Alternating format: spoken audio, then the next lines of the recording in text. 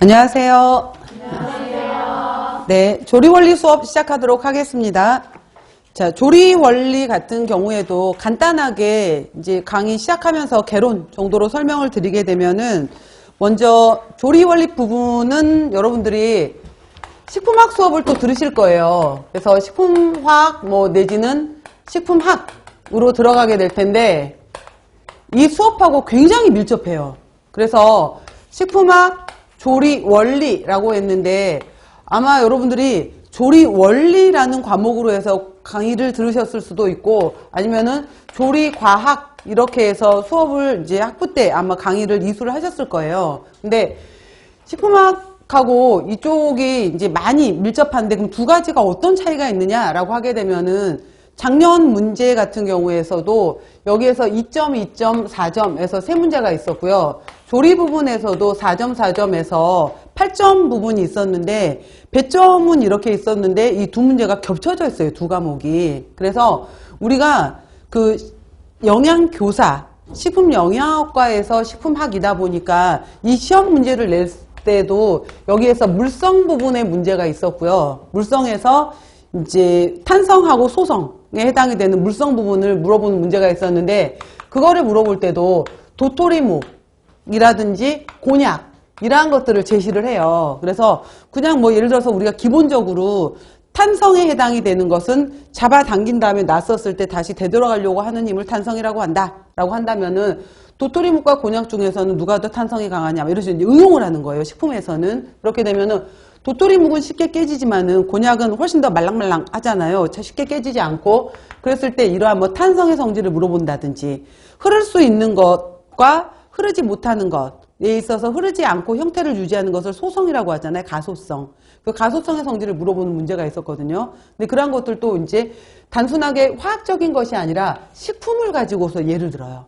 그 다음에 또 하나의 문제가 있었던 것이 이건 이제 기본 문제로 해서 나왔던 거였었는데 육류에 있어서 색소 문제 같은 경우에는 잘 아셨을 거라고 보고 하나는 이제 산패와 관련된 지방 산화 문제가 있었었는데 이 문제가 나오면서도 역시 마찬가지로 이것도 튀김으로 해서 물어봐요. 그래서 튀김 문제로 물어보면서 묻기 때문에 조리적인 부분도 같이 알고 계셔야 되는 거예요. 그래서 만약에 식품학에서는 지방의 산패에 있어서 자동산화가 있고 산화적 산패가 있고 쭉 이렇게 들어간다면은 그 조리적인 부분으로 해서 우리가 튀김을 할 때 이 튀김류를 대두유를 이용할 것인가 이 튀김류를 라드를 이용할 것인가 그때 일어나는 지방의 성질들 이런 것들 여러 가지 기름에서 이제 일어나는 점성의 변화 이런 것들이 쭉 나오게 되는데 식품학적인 거에다가 더하기 조리적인 개념이 좀 있으셔야 돼요. 그래서 이렇게 되어 있는 거였었고 조리 문제에 해당이 되는 거에서도 4점짜리 문제가 두 개가 나왔을 때 첫 번째 문제 같은 경우에가 단백질에 응고 문제가 있었어요. 근데 단백질의 응고 문제였었는데 이 응고 문제에 있어서 하나는 우유를 이용해서 치즈가 되는 과정, 하나는 콩물에 해당이 되는 두유가 되면서 두부가 되는 과정이었었는데 이것 두 가지 다 사실 제가 조리라고 말을 했었지만 이것도 역시 식품화학이에요. 그러면은 이거는 단백질의 변성 부분으로 들어가는 거거든요. 변성으로 들어가게 되는 건데 여기 우유에서 치즈가 되는 과정에서 렌넷이라고 말하는 레닌이 작용할 수도 있고 여기에 또 들어가는 스타터 균주가 또 이용이 되기도 해요. 그랬을 때 그 다음에 두유에서 두부로 들어갈 때 여러 가지 이제 간수, 해당이 되는 응고제 물질들이 들어가게 되는데 여기에서는 염화칼슘 문제를 물었어요. 그러면은 변성 문제에 해당이 되는 건데 이것은 화학적 변성이에요. 이것도 마찬가지로 화학적 변성에 해당이 되는 건데 이건 레닌에 의한 효소에 의한 변성에 해당이 되는 거고 이건 염류에 의한 변성이거든요. 그래서 변성, 단백질의 변성 파트 이렇게 물어보게 되면은 화학적인 문제로 볼 수도 있겠죠. 근데 또 우리가 우유가 들어갔었을 때 제가 우유에서 치즈가 되는 과정, 우유에서 버터가 되는 과정, 또 여러 가지 과정을 설명을 해요. 그 다음에 두유 부분에 있어서도 또 두부 문제를 설명을 하게 되고 두부에서 여러 가지 불리기부터 시작해서 갈아요. 마세를 하고 그 다음에 여기에서 콩비지를 걸러내고 이 과정을 쭉 설명을 해요. 식품학에서는 그 과정까지 길게 설명하지 않거든요. 그 다음에 마지막에 두부가 되고 난 다음에 물에다가 모두부의 경우에는 침지하는 과정이 들어가게 돼요. 그랬을 때 시험 문제가 뭐였었냐면 4점짜리 문제였었을 때 우유에서 치즈로 넘어가는 과정에서 스타터를 사용하는 목적이 무엇이냐를 쓰는 거였어요. 첫 번째가 1점짜리가. 그러면은 목적에 해당이 되는 거라는 건데, 우유에서 치즈로 갈 때 만약에 스타터 균주를 쓰라 그랬으면 어떻게 됐을까요? 치즈가 되는 스타터 균주를 써라 그랬으면은 락토코코스, 락티스 안 쓰셔도 돼요. 락토코코스, 크레모리스였겠죠. 근데 이런 걸 쓰라고 그러지는 않았었고, 이것들이 이제 스타터 균주에 해당이 되는 건데, 이걸 왜 넣어? 라고 물었던 거예요. 목적을 쓰시오 라고 했었는데, 이 목적은 뭐냐면은 이것들이 산을 생성하게 되면서 바로 발효를 촉진하는 작용을 하게 되는 것이 있고요. 산 생성으로 인해서 유해균의 증식을 억제하는 기능이 있어요. 그래서 바로 이거를 쓰라는 거였었거든요. 그러니까 균주를 쓰라는 게 아니라, 그러니까 미생물 이름까지는 이제 필요 없어요. 미생물 이름까지는 우리가 식품 미생물이 아니기 때문에. 그래서 산생성으로 발효를 촉진한다 라는 것이 이제 메인이에요, 이게. 그 다음에 유해균의 증식을 억제할 수도 있다라는 것은 부가적인 것이고, 이것이 첫 번째 1점 문제. 그 다음에 두 번째 문제가 뭐였었냐면은, 레닌을 이용했었을 때 응고되는 기전과 염화칼슘이 만들었었을 때 응고되는 기전의 차이를 설명하여라. 이거였었어요. 그러면은 우리가 이제 우유 부분 들어갔었을 때, 카제인의 경우에 알파, 베타 카제인은 소습기예요.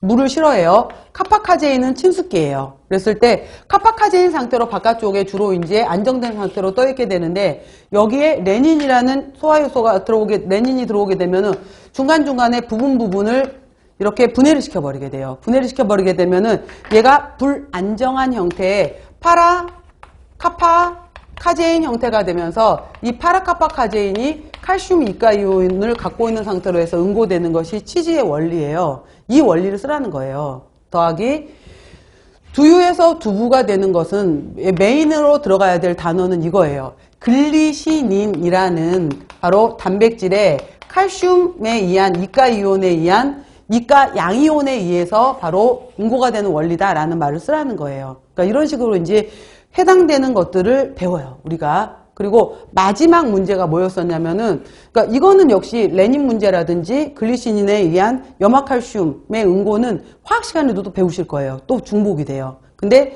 왜 마지막에 두부를 침지하는가? 라는 침지의 이유를 쓰라는 것도 있었어요. 그 경우에는 뭐였었냐면은, 바로 과잉의 응고제를 용출시키는 기능을 하게 되는 거고, 그 다음에 모두부의 형태를 유지하는 것도 있는 거거든요. 이거는 조리적인 거예요. 그래서 식품학적인 것, 조리적인 것이 섞여버려요. 문제에서 같이. 섞여서 나오는 건데 다 강의해요. 전부 다. 그래서 이것이 이제 첫 번째 단백질 응고에 관련된 문제가 있었었고요. 두 번째 문제가 또 뭐가 있었었냐면은, 물었던 거에서 우리가 이제 다음 시간에 전분 파트를 들어가게 되는데, 전분 역시도 마찬가지로 식품학하고 굉장히 또 유사한 부분이 나오게 돼요. 그랬을 때 우리가 이 전분 부분이 나오게 되면은 제가 5개 키워드를 절대 잊어버리지 말고 정리를 잘 하셔야 된다라고 하게 되는데, 호화, 노화, 호정화, 당화, 겔화, 이렇게 해서 이제 5개가 어떤 기전으로 만들어지게 되고, 이거를 촉진하는 인자, 방해하는 인자, 이런 것들을 다 배우게 돼요. 그랬을 때 시험 문제로 물었던 것이 호정화하고 당화를 물었어요. 그래서 호정화, 당화를 물었던 부분이 있었고요. 그 다음에 여기 당화 부분에서 뭐가 있게 되냐면은, 당화 파트에서 우리가 전분에 해당이 되는 것을 스타치라고 했었을 때, 전분을 구성하고 있는 것은 결국은 포도당이거든요. 이 하나하나를 구성하고 있는 것은 글루코즈 포도당에 해당이 되는 건데, 이 글루코즈 포도당으로 넘어왔었을 때 단맛을 내는 것까지가 이당류에 해당이 되는 것이 바로 말토즈에 해당이 되는 거고요. 단당류에 해당이 되는 것이 바로 글루코즈예요. 자, 이렇게 해서 이 수십 개, 수천 개의 스타치가 이렇게 말토즈나 글루코즈의 당류로 분해되는 과정에 중간 물질에 해당이 되는 것을 우리가 덱스트린이라고 얘기를 해요. 근데 이 덱스트린으로 만드는 과정을 스타치를 쪼개는 거죠. 쪼개는 과정에서 산으로 쪼갤 수도 있어요. 그 다음에 알칼리로 쪼갤 수도 있어요. 그 다음에 효소로 쪼갤 수도 있어요. 열로 쪼갤 수도 있어요. 근데 알칼리로 쪼개면은 쓴맛이 나요. 그래서 음식에서는 알칼리를 이용하지 않아요. 그래서 바로 이제 산, 효소 이런 것을 이용해서 쪼개서 단맛이 나는 성분으로 만들어주는 과정을 우리가 당화다라고 얘기를 하는 거예요. 열을 이용해서 쪼개주는 과정에 해당이 되는 것을 우리가 호정화다 이렇게 얘기를 하는 거예요. 그래서 이 호정화 당화를 시험 문제로 물었던 거예요. 더하기 수십 개 수천 개가 뭉쳐 있었던 스타치가 2개짜리 하나짜리로 쪼개지는 과정에서 이거를 이때 나오는 이제 이거를 D2 값이라고 해요. 덱스트로즈 이퀴발런트라고 해서 D 값이라고 당화도 D 값이라고 하게 되는데 이거를 0에서부터 100까지 볼 수 있어요. 그렇게 되면은 0은 하나도 쪼개지지 않는 전분 상태에 가까운 거라면은 100에 해당이 되는 것은 다 쪼개진 포도당에 해당이 되는 거예요. 그러면 이렇게 D 값이 점점 커지면 커질수록 포도당에 가까워지는 거잖아요. 이때 감미는 어떻게 되는가? 이때 점도는 어떻게 되는가? 이때 이제 D 값이 증가하게 될수록 감미는 전분이었던 것이 포도당으로 쪼개지니까 감미는 증가하겠죠. 물성은 전분은 끈적끈적했는데 포도당이 되면 하나하나씩 쪼개지잖아요. 점도는 오히려 더 낮아지게 돼요. 이랬을 때 결정성이 어떻게 되는지를 물어봤어요. 시험 문제가, 두 번째 시험 문제가 결정성은 어떻게 되느냐라고 물어봤어요. 전분이 당으로 쪼개지게 되면은 결정성은 증가를 하게 돼요. 자, 여기까지는 식품화학과 조리원리의 공통된 부분의 문제예요. 그래서 식품화학에서도 마찬가지로 배워요. 이 부분을.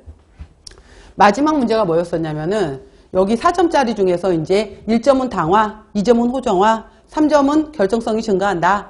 마지막 문제가 뭐였었냐면은 캔디에 이 물엿을 넣었을 때 D가 된 이 물엿을 넣었을 때 이거의 변화가 어떻게 되겠는가를 쓰시오라는 것이 네 번째 문제였어요. 이건 조리 문제예요. 그죠? 이렇게 물었는데 캔디에다가 물엿이 들어가게 되면은 캔디 입장에서는 이물질인 거예요. 그래서 물성이 오히려 단단해지는 것이 아니라 부드러워지는 물성으로 가게 돼요. 그래서 이제 부드러워진다. 이것까지 써서 4점이거든요. 이런 식으로 해서 그 작년 시험 문제는 그러니까 이제 우유 문제, 두유 문제, 그다음에 호정화 문제, 그 전분 문제와 더불어서 캔디 문제 이렇게 물었잖아요.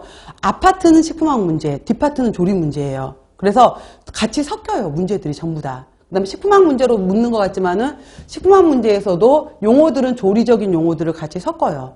그래서 아까 제가 그랬잖아요. 전체적으로 딱 떨어지는 과목들이 애매하게 없다고. 그래서 특히 식품학 부분 배우면서 조리적인 내용도 필요하고요. 조리적인 내용을 배울 때 앞쪽에 식품학적인 개념이 없으면은 무작정 또 공부하기가 어려워요. 그래서 의외로 조리 부분이 그렇게 쉽지만은 않을 거예요. 그래서 단순하게, 그리고 제가 또 그 강의를 하면서 느끼는 것 중에 하나가 뭐냐면은 여러분들이 요리를 너무 안 해요. 조리를 몰라요. 그러다 보니까 나중에 감자 파트 들어갈 때도 감자 메쉬 포테이토 만들 때 감자 뜨거울 때 으깨야지 보실보실한 감자가 되는 거거든요. 식어버린 다음에 감자를 으깨게 되면 오히려 질척질척해져 버려요. 근데 그걸 자꾸 저한테 왜 그러냐고 물어봐요. 그럼 답은 해줄 수 있는 게 뭐냐면, 이론적으로는 뭐냐면은, 이론상에서는 감자 안에 감자 전분이 쌓여 있는데 작은 이런 하나하나 세포 형태로 이렇게 들어있게 되는 거예요. 감자 전분에 해당이 되는 것들도. 근데 뜨거운 상태에서 얘를 팍 으깨게 되면은 이거 하나하나가 이렇게 입자로 떨어지게 되면서 보실보실하게 돼요. 근데 이거를 이제 다 식어버린 다음에 으깨게 되면은 이거 자체가 터져버리게 되는 거예요. 이거 자체가 힘으로 눌러버리게 터지게 되면서 여기 안에서 전분이 빠져나와서 끈적끈적해져 버려요. 근데 그냥 한 번이라도 이거 감자를 깨봤던 친구들은 이 말이 무슨 말인지 금방 알아듣거든요. 근데 왜 자꾸 이게 뭔 뜻이냐면, 뜻이 아니다. 한 번만 제발 감자를 삶아보세요. 제발. 이렇게 얘기를 해요. 근데 정말 조리를 조금이라도 해봤고, 아, 조리 때 색깔이 이렇게 변했었지 라는 것을 해봤던 적이 있으면은 금방 이해가 되는데 전혀 안 해봤잖아. 자꾸 이제 이걸 또 의심을 품는 거죠. 그럴 때는 그냥 감자, 오늘 저녁 메뉴는 감자로 삶아 드세요. 이렇게 이제 해줄 수밖에 없는 거인 건데, 조리를 해보게 되면 훨씬 이해가 쉬워요. 그래서 이런 것들도 이제 조리 원리라고 말했지만 사실은 여기에 과학적인 것들을 해서 계속 물어보기 때문에 결국은 여기에 식품학적인 지식을 같이 물어보는 거예요. 그래서 식품학에 해당이 되는 원론적인 것들도 잘 알고 있어야 되면서 이것들이 이제 실제로 최종적으로는 조리에 응용이 되는 부분까지. 그래서 이 음식이 졸겔이 있었을 때 졸에 해당이 되는 것은 두유고 겔에 해당이 되는 것은 두부가 되는구나. 이거를 졸겔은 알고 있는데 두유, 두부는 구별을 못해. 이러면 안 되잖아요. 그러니까 이런 식의 것들을 이제 매칭시켜 가는 거예요. 그래서 이쪽에서도 이렇게 문제가 이제 진행이 될 거예요. 그리고 마찬가지로 보시게 되면은 조리 원리도 차례 파트를 한번 봐보세요. 그러면은 오늘 들어갈 조리 원리의 개요는 딱히 이것이 시험 문제에 나왔다 이건 아닌데 모든 조리 개념에 다 들어가요. 다 들어가기 때문에 기본 개념으로 오늘 내용은 알아두셔야 되는 거고요.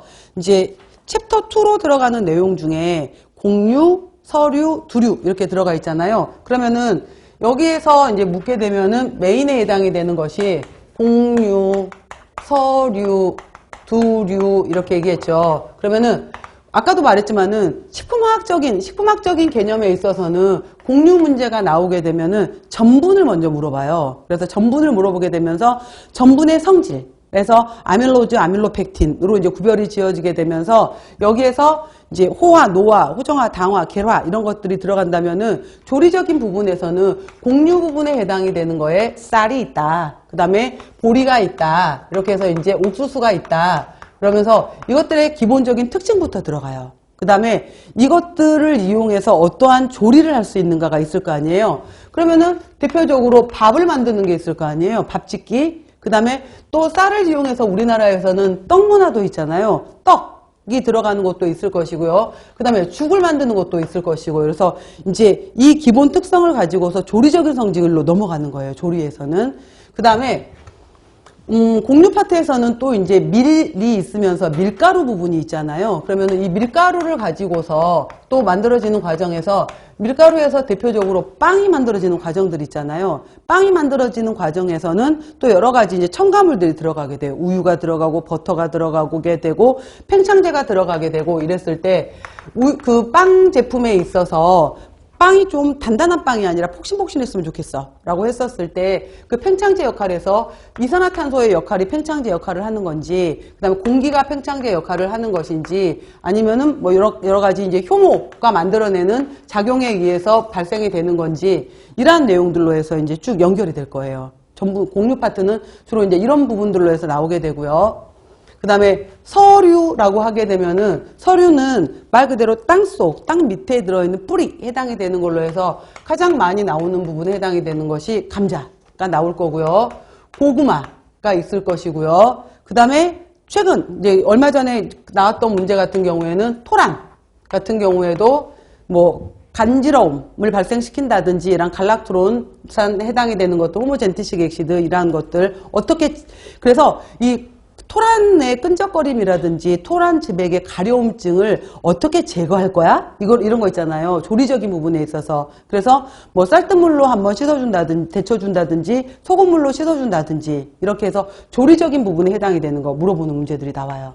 그리고 두류로 들어가게 되면은 두류 부분에서는 가장 메인으로 이번에도 나왔던 기출처럼 마찬가지로 두류 파트에서는 항상 잘 나오는 문제가 당연히 두부 문제예요. 그래서 두부 문제 같은 경우에는 가장 기본적으로 이제 두부가 만들어지는 응고 원리겠죠. 그래서 아무래도 응고 원리에 대해서 지금처럼 해서 이제 단백질 변성 부분으로 들어가게 되면서 칼슘염, 마그네슘염에 의한 변성도 있어요. 근데 칼슘 이가이온, 마그네슘 이가이온에 의해서 이가이온에 의한 바로 응고 부분도 있지만은 연두부, 순두부 같은 경우에는 글루코노 델타 락톤이거든요. 글루코노 델타 락톤이라고 해서 일명 GDL 이렇게 얘기하게 되는 건데 연두부, 순두부는 GDL을 이용해요. 그러면은 GDL을 이용하게 되는 건데 얘는 그러면은 원리가 어떻게 돼? 라고 하게 되면은 GDL은 산을 이용한 응고고 이거는 단백질의 등전점에서의 응고예요.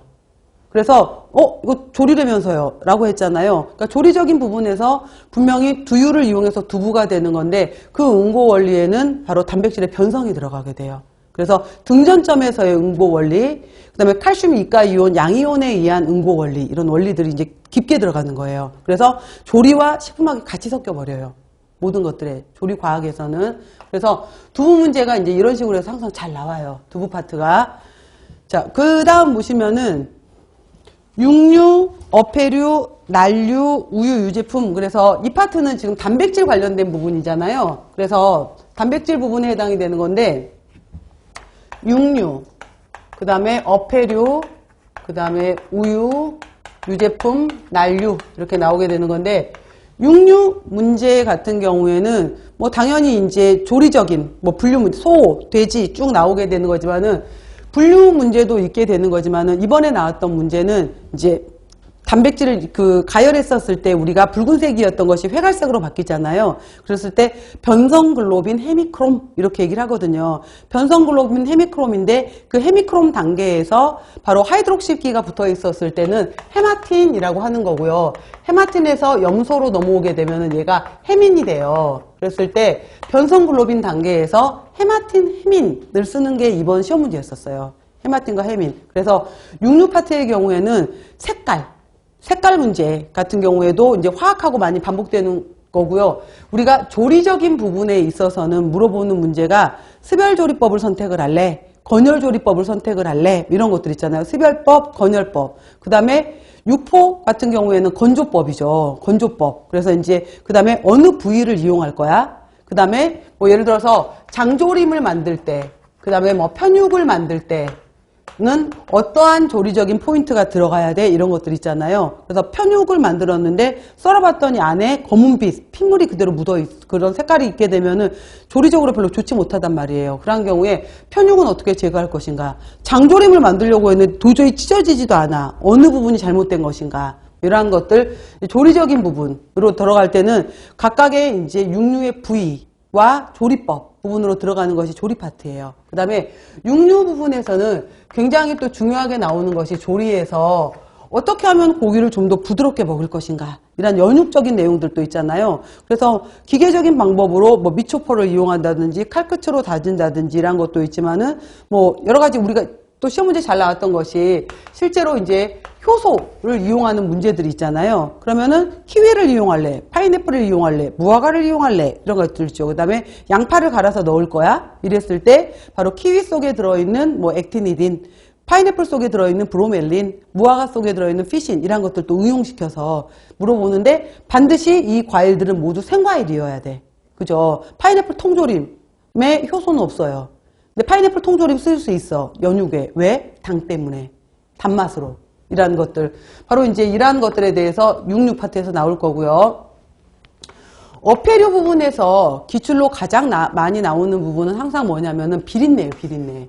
그래서 생선에 있어서 바로 이제 비린내 성분에 해당이 되는 건데, 생선 이렇게 말을 해도 이 생선도 바다 생선도 있고 민물 생선도 있단 말이에요. 그러면은 민물 생선에 해당이 되는 것은 바로 뭐 메기, 잉어 막 이런 것처럼, 이런 것들은 리신에서 만들어진 피페리딘이 대표적인 이제 비린내에 해당이 된다면은, 우리가 알고 있는 해수어 해당이 되는 바다 물고기 같은 경우에는 트리메틸아민 옥사이드였던 것이 트리메틸아민이 되면서 비린내를 유발시켜요. 그래서 이것도 이제 기본적으로 잘 나오는 문제였었고, 2년 전 그 문제로에서는 뭐가 나왔었냐면은 홍어 같은 경우에는 거꾸로 얘는 우리가 홍어를 삭혀 먹는다, 삼합 이런 요리들 있잖아요. 그랬을 때 홍어는 껍질에 요소를 갖고 있어요. 근데 홍어를 삭힌다라는 과정으로 넘어가게 되면은 이 요소가 분해가 돼서 거꾸로 암모니아를 만드는 거예요. 그래서 톡 쏘는 향이 만들어지는 거죠. 그래서 삭혀지는 정도에 따라서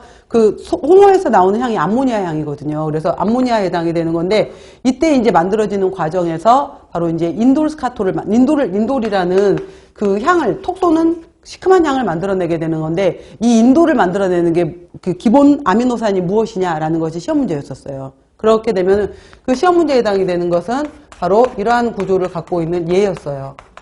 얘가 누구? 트립토판. 그래서 트립토판으로부터 인돌이 만들어진다. 그러니까 이러한 것들도 이제 또 위생학 문제였는데 여기에서 또 이런 게 나오기도 해요. 그래서 분명히 이거는 이제, 그래서 우리가 나중에 다시 제가 얘기하겠지만은 발효가 있고 변폐가 있거든요. 근데 사실 발효나 변폐나 썩이는 거예요. 썩히는 건데, 사람이 먹으면 발효라고 하는 거고 사람이 먹지 않으면은 변폐라고 하는 거거든요. 이제 그러한 데서도 이제 이러한 기준들도 있을 거고요. 그래서 또 시험 문제로 잘 나오는 것은, 그래서 나는 생선에 비린내가 없어, 얘는 일부러 유발시킨 거니까 얘는 이제 변폐라고 볼 수 없겠죠. 그래서 냄새 문제도 있고요. 그래서 나는 어류를 취급하는 데 있어서 비린내를 없애고 싶어. 이럴 때 어떠한 것을 이용할 것이냐라고 해서 몇 년 전 시험 문제 나왔던 방법 중에서 왜 여기에다가 알코올을 이용하는지를 써라. 여기에다가 왜 된장을 이용하는지 써라. 이런 것도 시험 문제로 나와요. 그러면은 된장 같은 경우에는 단백질 속에 콜로이드가 있죠. 콜로이드라는 성질은 비린내를 잡는 작용이 있어요. 흡착하는 작용. 그래서 콜로이드의 흡착성 때문이다 라는 거. 알코올의 경우에는 휘발되는 성질이 있게 되면서 비린내를 휘발시킨다. 이런 이제 각각의 원리들이 있어요. 그러니까 이러한 원리들을 쓰는 걸로 해서 어패류 파트 같은 경우에는 비린내 제거가 주 포인트예요. 그 다음에 우유로 들어오게 되면은 우유 같은 경우에는 또 많이 물어보는 것 중에 하나가 아까 기본적인 문제로 해서는 치즈가 만들어지는 과정에서 단백질 문제로 해서는 변성 문제 있었죠. 그래서 뭐 예를 들어서 모짜렐라 치즈 같은 경우에 또 있었고요. 그 다음에 우리가 알고 있는 일반적인 레닌을 이용한 치즈의 원리도 틀려요. 두 가지가. 각각 산을 이용한 치즈인 건지 아니면은 레닌이라는 효소를 이용한 치즈인 건지 이 원리도 다르거든요. 치즈의 원리법에 대해서도 많이 물어보게 되고요. 그 다음에 우리가 라떼 이런 거 만들었었을 때 우유를 가열하게 되잖아요. 가열했었을 때 저 같은 경우에는 라떼 먹을 때 꼭 주문하는 것 중에 하나가 비린내 나도 상관없으니까 제발 뜨겁게 해주세요. 그냥 혀가 데일 정도로 굉장히 뜨겁게 해주세요. 이렇게 요구를 해요. 저는 미적지근한 게 싫어서. 근데 이거 나왔던 게 우유를 가열했었을 때 발생되는 향, 냄새였었는데 바로 황화수소죠. 이 황성분 때문에 비린내가 난다라고 얘기하는 거였거든요. 이거 물어보는 문제. 황화수소, 가열취 이런 것들도 이제 우유 파트에서 또 우유에서의 이제 카제인 단백질과 유청 단백질 이런 성질들 물어보는 것이 우유 쪽에서의 주요 문제예요. 그 다음에 난류로 들어오게 되면은 달걀 같은 경우에는 달걀, 흰자, 노른자 각각의 성분들에 따라서 이제 달라지게 되는 거죠. 그래서 이제 뭐 껍질에 해당이 되는 난각의 특징도 있을 것이고, 그 다음에 남백 속에서의 여러 가지 이제 기능들이 또 있게 되죠. 뭐 리소자임도 있을 것이고, 아비딘도 있을 것이고, 뭐 여러 가지, 그 다음에 이런 특징들에 대해서 물어보는 거. 그 다음에 계란 노른자에 있었을 때 리포비텔린 해당이 되는 인지질 성분들을 이용해서 유화성에 들어가는 성질들도 있을 것이고, 그 다음에 이 난황 표면에 황화제일철 생리해서 암록색 색깔 만들어지는 것도 만들어지는 원리, 이렇게 해서 달걀 부분도 굉장히 잘 물어봐요. 여러 가지 응고성, 기포성, 유화성 이런 문제로 해서도 달걀 파트. 그래서 제가 지금 얘기하는 것은 각 챕터별로 조리에서의 주 포인트를 얘기한 거예요. 주 포인트 이런 내용들이 나오게 되고요. 과일, 채소 같은 경우에는 과일에서는 팩틴 문제로 특히 잘 물어봐요. 팩틴 문제로 해서 잼 문제로 해서 잘 물어보게 되고요. 채소류 같은 경우에는 색소 문제로 잘 물어봐요. 클로로필, 그 다음에 카로티노이드, 뭐 이런 플라보노이드 이렇게 해서 색소 문제 파트로 해서 채소류 문제는 이제 색소와 관련된 걸로 많이 해서 물어보게 되고요. 그 다음에 해조류, 버섯류도 있는데, 그러니까 시험 문제를 여러분들이 우리가 아까 8점이라고 말을 했지만 두 문제, 세 문제, 2점, 2점, 4점 이렇게 이제 나올 수도 있고 대부분 8점 정도로 나오게 되는데 어디서 나올 줄 몰라요. 심지어 2, 3년 전에 나왔던 시험 문제가 그 해조류에서 김 문제가 나왔었잖아요. 김 문제가 나오면서 김이 우리가 김에 해당이 되는 것이 우리가 바다 표면이 이렇게 있었을 때 이 바다 정도에 따라서 옅은 바다에서 자라는 바다풀, 중간 바다, 깊은 바다 이렇게 있거든요. 그러면은 해가 있었을 때 광합성을 하는 정도가 다를 거 아니에요. 광합성을 제일 잘하는 녹조류, 중간 바다 갈조류, 제일 깊은 쪽에서 홍조류 이렇게 있게 되는데 김은 홍조류예요. 홍조류에 속하게 되는 건데 김을 왜 눅눅한 상태로 먹다가 놔버리게 되면 여름쯤에 봤었을 때 습기 차거나 이렇게 되면 붉은색으로 변해 있잖아요. 이 붉은색의 색소, 붉은 색소 이름이 무엇이냐라는 것이 또 시험 문제였어요. 그래서 피코에리스린 이게 답이었었거든요. 그러니까 이런 식으로 해서 또 조류에서 또 색깔 문제 이렇게도 나오는 것도 있고요. 그 다음에 버섯류 같은 경우에는 또 표고버섯의 향기 성분에 해당이 되는 것들 또 시험 문제로 물어요. 그 다음에 바로 버섯류가 이제 구아닌 모노포스페이트, 구아닌산에 대한 감칠맛에 해당이 되는 건데 이러한 버섯류의 이제 그 향기 성분, 뭐 송이버섯 이런 향기 성분들도 이제 묻는 문제들도 있으니까 그런 것도 보셔야 되고요. 그 다음에 당류 같은 경우에 실제로 저는 이제 강의하면서 제일 제가 강의하기 난감한 부분, 그 다음에 여러분들이 가장 이해하기 어려운 부분이 당류인 것 같아요. 그래서 당 파트에 해당이 되는 건데 이 당류 부분에서 캔디 문제가 지금까지 한 4번 나왔나? 5번 정도 나왔나? 캔디 문제가 나오게 되는데 캔디 문제에서 우리가 결정형 캔디와 비결정형 캔디 문제가 나오게 돼요. 결정형, 비결정형 캔디 문제가 나오게 되는데 여기에서 뭐 예를 들어서 뭐 태피, 토피, 누가, 마시멜로, 그 다음에 뭐 브리틀, 뭐 여러 가지 이제 이름들이 쭉 나오게 되는데 여러분들이 드셔본 것도 있고 안 드셔본 것도 있는 거예요. 그러다 보니까 먹어봤던 뭐 단단한 청포도, 하드 캔디, 그죠? 자두맛 캔디, 이런 하드 캔디, 마시멜로, 이런 느낌들은 대충 와. 누가?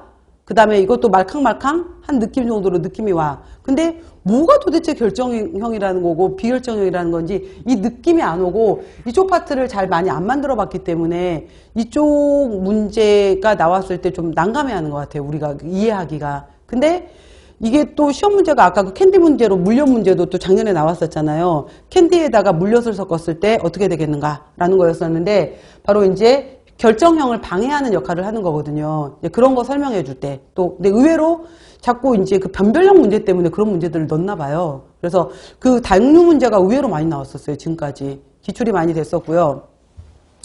그 다음에 유지류 같은 경우에는 특히 이제 이 파트 공부하실 때 제가 그 꼭 말하는 것 중에 하나가 그 식품화학 공부를 다시 하셔라. 그러니까 식품화학 유지 파트를 다시 봐라 라고 하게 되는데 유제류에서 나왔을 때는 우리가 이제 이 부분에서 뭐 그 식품화학에서는 기본적으로 뭐 단세지방산, 중세지방산, 뭐 이렇게 복합지질, 단순지질, 유도지질 이렇게 해서 구별을 한다면은 조리 파트에서는 식물성 유냐, 동물성 유냐, 가공 유냐 이제 이렇게 해서 구별이 들어가기 시작해요. 그 다음에 이제 조리에서의 유지주가 열 전달 매체로 이용이 된다든지, 그 다음에 쇼트닝성으로 이용이 된다든지 이제 조리에 이용되는 성질을 얘기하거든요. 근데 이러는 것뿐만 아니라 시험 문제화 될 때는 이 튀김 문제로 해서 한 4-5번 나온 것 같아요, 지금까지. 근데 튀김 문제로 물었지만은 실제적인 문제는 3패 문제예요, 다. 그래서 이게 자동산화인지 가열산화인지, 그러니까 자동산화의 특징, 가열산화의 특징을 알았을 때 이 문제를 쓸 수가 있는 거예요. 그리고 지방산의 구조 이런 것들도 알아야 돼요. 아, 작년 시험 문제는 이거였었구나. 리폭시게나제 콩류, 두류에 있어서 변향을 일으키는 리폭시게나제 효소를 이 효소의 이름과 더불어서 이 효소가 어떤 구조의 그 변폐를 일으키는지 이런 것이 있었거든요. 그 구조가 1,4-시스 펜타디엔이라는 구조였었는데 이러한 여러 가지 이제 구조적인 것들까지 같이 연결이 돼요. 뭐 유지류에서 이제 변향 뭐 이렇게 냄새 문제가 나왔을 때는 그래서 튀김 파트도 있게 되고 변향 파트도 있게 되고 구조와 조리가 같이 섞여버려요. 이 파트가. 그래서 어떻게 조리 문제인데 화학 같고 화학을 하다 보면 조리 얘기가 나오고 두 가지가 굉장히 많이 섞여요. 조리화학적인 부분이. 유지 부분이 특히 그래요. 여기까지가 메인으로 다 끝난 거예요. 다 끝난 거고요. 나머지 부분이 이제 조미료 및 향신료 이렇게 해서 식초가 들어갔었을 때의 역할, 설탕이 들어갔었을 때의 역할, 소금의 역할, 이런 역할들로 이제 쭉 들어가는 파트가 이제 조미료 파트예요.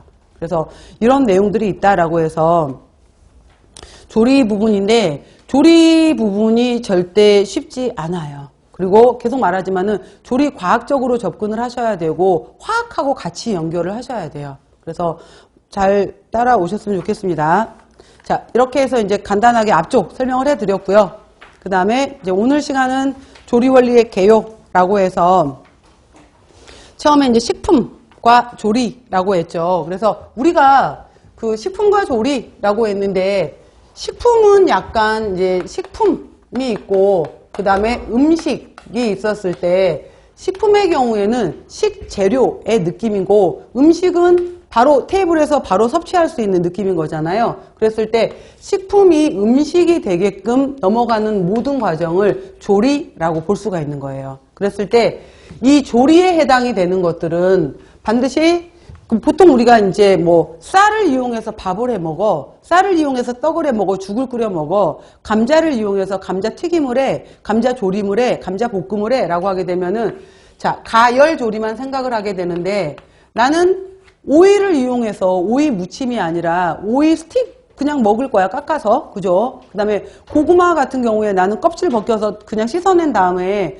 그냥 겉껍질 밖에 있는 그 흙먼지 이런 것만 털어내고 난 다음에 나는 고구마 그냥 통째로 먹을 거야 이럴 수도 있잖아요. 그래서 조리에는 가열 조리만 들어가는 것이 아니라 비가열 조리도 들어간다는 거 꼭 기억하셔야 돼요. 그죠? 그래서 가열 조리와 비가열 조리 두 가지가 있다라는 거예요. 그래서 비가열 조리 같은 경우에 대표적으로 여러분들 아까 제가 오이 생채, 무 생채, 뭐 고구마 스틱, 당근 스틱 이랬잖아요. 생채 종류가 대표적이고요. 그 다음에 샐러드 종류도 있을 것이고, 그 다음에 나는 뭐 날회 종류로 해서 육회, 뭐 숙회도 있지만 그냥 생선이나 고기나 이런 것들도 날걸로 먹겠다라고 했었을 때 날것이 되는 거잖아요. 이런 비가열 조리도 있어요. 그 다음에 가열 조리를 구별하는 데 있어서는 대표적인 것이 뭐냐면은 물을 이용하느냐라는 수별조리법이 있어요. 그 다음에 물을 이용하지 않느냐라고 들어가는 건열조리법이 있어요. 그러면은 기름을 이용해서 나는 볶음을 할 거야. 기름을 이용해서 나는 튀김을 할 거야. 라는 것들은 건열조리법으로 들어가요. 이거는 물이 들어가지 않는 거기 때문에 이런 식으로 해서 수별법도 있고 건열법도 있어요. 그래서 이제 이런 식으로 조리. 그래서 식재료가 음식이 되도록 하는 과정 자체를 다 조리라고 한다. 이렇게 넓게 보시면 돼요. 넓게 보시면 된다라는 거. 자, 보시면은 식품이란 이렇게 얘기했잖아요. 기호성과 영양소를 함유하고 있고 라고 했는데 우리가 식품의 기능에 있어서 어떻게 얘기하냐면은 1차적 기능, 2차적 기능, 3차적 기능 이렇게 얘기하게 되는데 우리가 음식을 먹는 이유는 1차적 기능은 얘를 먹어야지 사니까 그래서 영양적 기능이에요. 그 다음에 기왕이면 나는 뭐 감자를 먹더라도 나는 감자를 생으로 먹는 것보다 구워 먹었을 때 튀겨 먹었을 때 더 맛있더라 라고 하면서 어느 것이 더 맛있는지 해당이 되는 기호성적인 부분을 따지기 시작해요. 1차가 지나고 나면은. 그죠? 조금 더 맛있게 먹고 싶어 라는 거. 근데 최근에 이제 식품에 있어서의 기능은 3차적인 기능이죠. 이거를 먹었을 때 나는 항노화, 안토시아닌 계열에 해당이 되는 검은색 유를 많이 먹었을 때 항노화가 된대. 그 다음에 피토케미칼 많이 들어있는 채소류, 색깔 채소를 먹었을 때 이것들이 항암 작용이 있대. 뭐 등등등 여러 가지 바로 생리 조절 기능, 생체 조절 기능이 있잖아요. 이러한 기능을 함유하게끔 하면서 뭐 노화를 억제한다, 뭐 면역력을 높인다, 성장을 촉진한다 등등등 여러 가지 기능을 갖게 하는 것을 우리가 바로 이제 건강보조 식품들 에 해당이 되는 것들을 3차적 기능으로 볼 수가 있어요. 식품에 있어서도 1차, 2차, 3차 이렇게도 구별하기도 해요. 자, 봐볼게요. 그래서 기호성과 영양소를 함유하고 있으며 화학적인 물질. 그래서 우리가 식품화학이 들어갈 때 탄소, 수소, 산소. 그래서 공통적으로 들어가 있고 단백질은 질소를 가지고 있어. 이렇게 얘기를 하잖아요. 이러한 것들. 화학적인 물질로. 그래서 식품화학 이걸 공부를 하셔야 되는 거고요. 위해 물질이 들어있지 않은 천연물. 또는 반조리식품, 조리식품, 가공품으로 인간이 직접 섭취할 수 있는 것을 말한다. 우리나라 식품위생법에서의 식품의 정의는 식품이란 의약으로 섭취하는 것을 제외한 모든 음식물이라고 정의를 한다 라고 했어요. 이건 그냥 쭉 읽어보시면 되는데 식품으로 갖추어야 될 기본 조건에서 첫 번째 영양, 당연한 거죠. 그래서 탄단지, 비타민, 무기질 이러한 영양소 배합이 잘 되어 있으면서도 당연히 소화, 흡수가 쉬워서 영양 목적을 충분히 달성해야 된다라는 내용이 있고요. 기호, 기왕이면 맛있게 먹어야 돼요. 빛깔, 냄새, 맛, 형태 등을 좋게 하는 기호적인 가치를 가지고 있어서 식욕을 증진하고 또 소화액의 분비를 촉진한다라는 거예요. 기호적인 거. 위생, 영양적, 기호적으로 훌륭한 식품이라도 위생적으로 유해하면은 가치가 없겠죠. 당연히. 그 다음에 경제.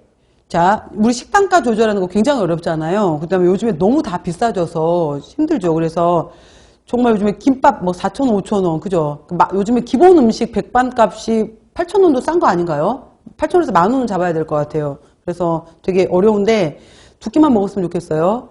그것도 안 먹어야 되나? 자, 보시면은 경제적인 면, 식품과 조리에 관계되는 원리를 잘 이해함으로써 합리적인 조리를 통해서 비용을 통제할 수 있어야 된다라는 내용도 있고요. 비용 통제.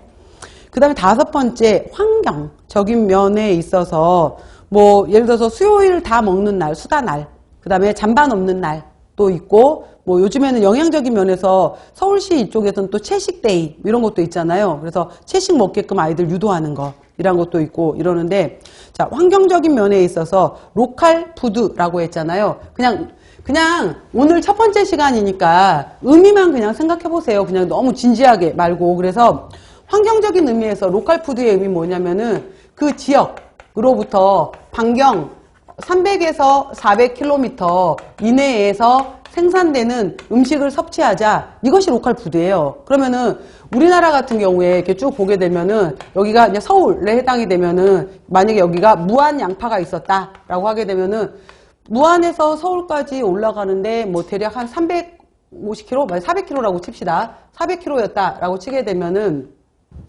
사실 우리나라는 서울에서부터 모든 수도권의 거리가 다 400km 이내이기 때문에 모든 음식이 다 로컬 푸드여야 돼요. 맞죠? 근데 실제 로컬 푸드가 아닌 거 아시죠? 이 거리상으로. 왜냐면은 무안 양파가 여기에서 와서 서울 가락동 시장으로 올라가요. 그럼 400km를 갔잖아? 가락동 시장에 갔다가 다시 무안으로 내려와야 돼요. 여기서 팔리려면은 800km가 돼. 이런 식으로 해서 그냥 여기에서 바로바로 넘어가는 것이 아니라 이 가락동 시장에서 집화장으로 해서 몰렸다 가기 때문에 그 키로수가 너무 늘어나 버려요. 우리나라의 문제점 중에 하나가.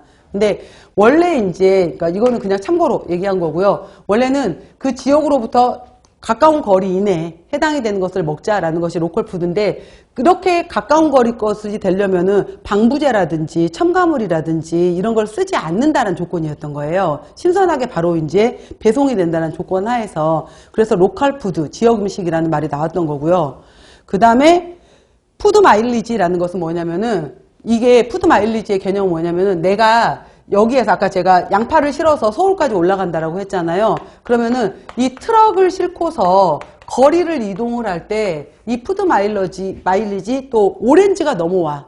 그죠? 캘리포니아 오렌지가 우리나라로 넘어올 때 배를 타고 넘어오든 비행기를 타고 넘어오든 그 거리가 있을 거 아니에요. 그 거리를 이제 보는 건데 문제는 뭐냐면은 트럭을 통해서 이동을 될 때 석유 연료를 써야 될 거 아니야. 그 연료에서 나오는 것까지 같이 계산을 해서 거리가 멀어지면 멀어질수록 이것들 연료를 사용하게 되면서 CO2를 그만큼 많이 뿜어내게 되는 거잖아요. 이 개념이 또 같이 들어가 있는 거예요. 거리가 멀어지게 되면은 그만큼 연료를 또 많이 사용한다라는 개념이 푸드 마일리지라는 개념이 있는 거고요.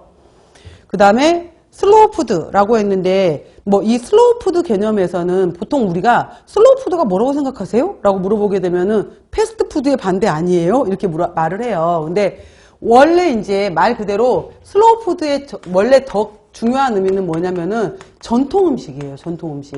그래서 전통 음식을 그 지역의 전통 음식을 살리자가 원래 슬로우 푸드예요. 그러니까 우리가 여러분들 알고 계신 것처럼 장, 김치 뭐 이러한 것들이 이제 발효가 되기 위해서는 시간이 필요하잖아요. 그래서 그 지역에 천천히 익어가는 음식들 결국은 그 지역의 특산물을 이용한 전통 음식의 개념이 큰 거예요. 슬로우 푸드의 의미는.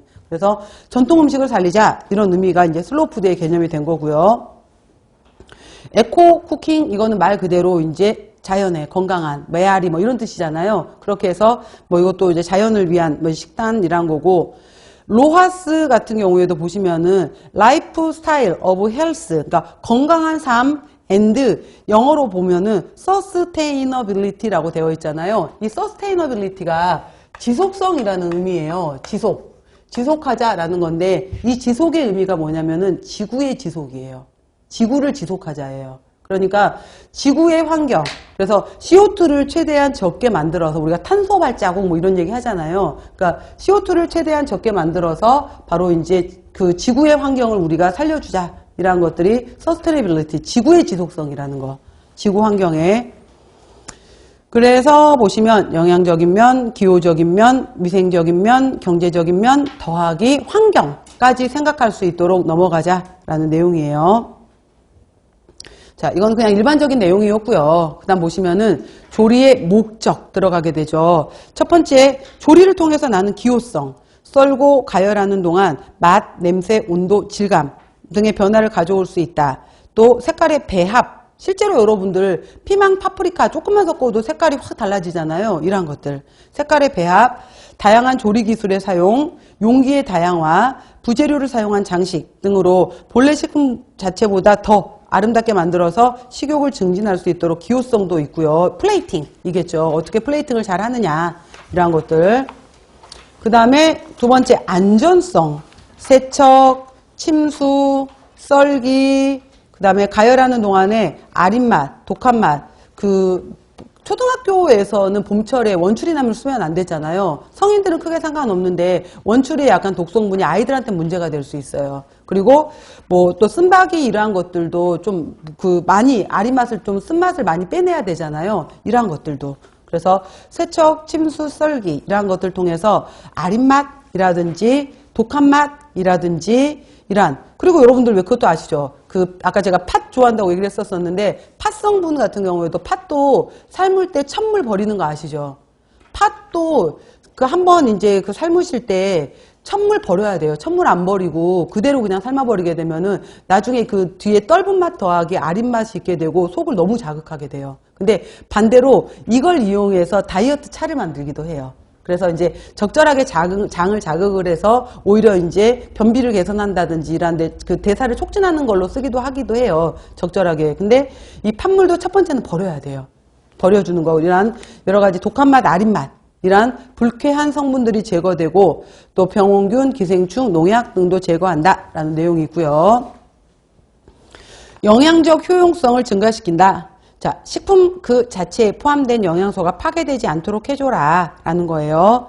그래서 아까 제가 지웠네. 식품이라는 식재료에서 만약에 음식으로 가는 과정에 있어서 그 자리에서 내가 뚝 따서 먹는 게 아니라면은 당연히 시간이라는 것이 지나가게 될 것이고, 그 다음에 여기에서 뭐 물을 사용할 수도 있고 열을 사용할 수도 있게 되면서 자연스럽게 영양가는 파괴가 돼요. 그죠? 시간이 지나면서. 그래서 가능하면은 애초에 가지고 있었던, 그래서 저도 가끔은 이제 그 마트에서 식재료를 산 다음에 냉장고에서 한참 지난 다음에 먹을 때가 있는데, 이미 사실 마트까지 들어올 때도 유통시간이 이미 많이 지나온 거잖아요. 이때도 지금 영양가가 계속 손실되고 있는데 집에까지 와서도 시간이 길어지게 되면 계속 손실되고 있는 거예요. 특히 비타민류는.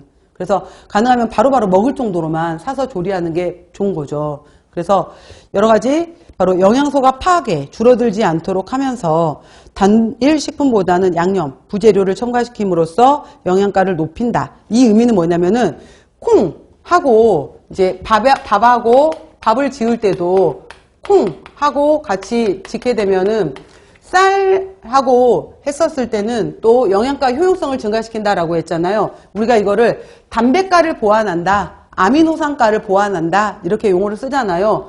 그래서 곡류에서 필수 아미노산 중에서 제일 부족한 아미노산에 해당이 되는 것이 리신이죠. 그리고 콩의 경우에는 상대적으로 제일 부족한 아미노산에 해당이 되는 것이 메티오닌이에요. 그러면은 쌀하고 콩하고 같이 섞어서 콩밥을 하게 되면은 쌀이 메티오닌을 채워주고 콩이 리신을 채워줄 거란 말이에요. 그러면은 콩밥이 되게 되면은 모든 필수 아미노산을 다 가지고 있기 때문에 단백가가 보완이 된다. 이런 식으로 해서 서로 부족한 것을 채워주자. 이런 것들이죠. 그래서 뭐 옥수수 같은 경우에도 제인에 해당이 되는 단백질의 경우에도 그 트립토판 이런 것들이 부족하잖아요. 이러한 경우에도 옥수수만 이용하지 말고 달걀하고 같이 먹어주게 되면은 서로 보완이 된다. 이런 식으로 해서 얘기해 주는 거. 영양적 효용성, 조리 방법, 식사량, 또 감정, 주위의 환경, 개인의 소화 상태에 따라서 달라질 수 있다. 그리고 조금 더 잘라준다든지 물에다가 미리 좀 불려놨다든지 또 가열을 해줬다든지 부드럽게 해주게 되면은 아무래도 소화성이 높아지겠죠. 그래서 이러한 방법들을 이용하는 것들이 있다라는 거고요. 또 조리를 통해서 저장성과 수동성을 향상했다라고 했어요. 조리를 통해서 식품 중에 수분 함량을 줄이거나 소금 등의 첨가로 수분 활성도를 낮추어 준다라고 했는데, 바로 뒤에 나오겠지만은 수분 활성도는 워러 액티비티에 해당이 되면서 주로 이제 우리가 이용할 수 있는 미생물이나 이쪽에서 다 이용할 수 있는 물에 해당이 되는 것이 유리수, 자유수에 해당이 되는 거잖아요. 그래서 이 유리수에 해당이 되는 것을 0.6 아래로만 떨어뜨려줘도 모든 미생물의 증식이 다 억제가 돼요. 그렇기 때문에 이거를 자유수를 이제 제거할 수 있는 방법 해당이 되는 건데, 건조 시켜서 날려버려 라고 할 수도 있고, 설탕을 넣어서 설탕이 물하고 결합할 수 있게 해 라는 것도 있을 거고, 소금을 넣어서 염장을 시키는 방법도 있을 것이고, 냉동을 시켜서 얘를 일부 결합수로 얼려버려 이렇게 하는 방법들. 그래서 뭐 이러한 것들이 이제 AW를 낮추는 방법에 해당이 돼요. 그랬을 때 이거하고 원리가 다른 하나는 무엇이냐 라고 이제 만약에 객관식 예전에 문제 있었을 때는 이거하고 저장을 늘리는 방법 중에 원리가 다른 것이 바로 초절임이에요. 초절임은 왜? 얘는 pH를 3 아래로 떨어뜨림으로 인해서 미생물, 특히 세균이 좋아하는 pH가 7 내지 8이잖아요. 그 범위를 벗어나는 방법이거든요. 그러니까 이 방법들에 해당이 되는 것은 수분을 조절하는 방법이라면 초절임에 해당이 되는 것은 pH를 조절하는 방법이에요. 그래서 원리가 다르게 되어 있다. 이런 것들도 있고요.